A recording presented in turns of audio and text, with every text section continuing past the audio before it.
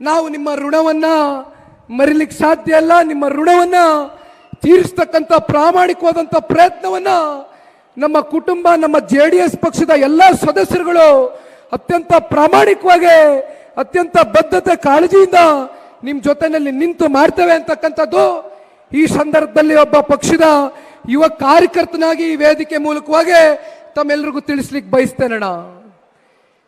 ಜೊತೆಯಲ್ಲಿ ಜನತಾದಳ ಪಕ್ಷದ ಎಲ್ಲ ನಮ್ಮ ಪ್ರಮುಖ ಮುಖಂಡರುಗಳಿರ್ಬೋದು, ಭಾರತೀಯ ಜನತಾ ಪಾರ್ಟಿಯ ಎಲ್ಲ ಪ್ರಮುಖ ಮುಖಂಡರುಗಳಿರ್ಬೋದು, ಎರಡೂ ಪಕ್ಷದ ಕಾರ್ಯಕರ್ತರುಗಳು, ಎಲ್ಲ ನಮ್ಮ ಪಕ್ಷದ ಕಟ್ಟಾಳುಗಳು ಇವತ್ತೇನು ಕಳೆದ 15 ದಿನದಿಂದನೂ ಕುಮಾರಣ್ಣ ಅವರ ಹೆಸರು ಮಂಡ್ಯ ಲೋಕಸಭಾ ಕ್ಷೇತ್ರಕ್ಕೆ ಘೋಷಣೆ ಆಗ್ತಾ ಇದ್ದಂಗೆ ಇವತ್ತು ತಮ್ಮ ಕಾಲಿಗೆ ಚಕ್ರವನ್ನ ಕಟ್ಕೊಂಡು ಪಕ್ಷಾತೀತವಾಗಿ ಇವತ್ತು ಎಲ್ಲವನ್ನ ಮರೆತು ಯಾವುದೇ ಭಿನ್ನಾಭಿಪ್ರಾಯಗಳಿಗೆ ನಾವು ಅವಕಾಶವನ್ನ ಕೊಡೋದಿಲ್ಲ, ಯಾವುದೇ ಮನಸ್ತಾಪಗಳಿಗೆ ನಾವು ಅವಕಾಶವನ್ನ ಕೊಡೋದಿಲ್ಲ.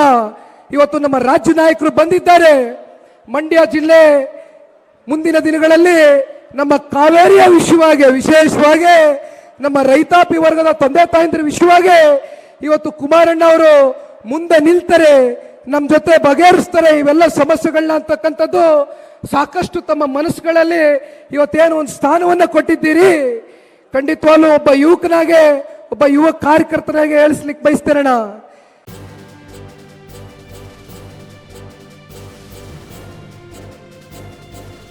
ಇದು ಮಾನವೀಯ ಸಂದೇಶದ ಜನವಾಹಿನಿ.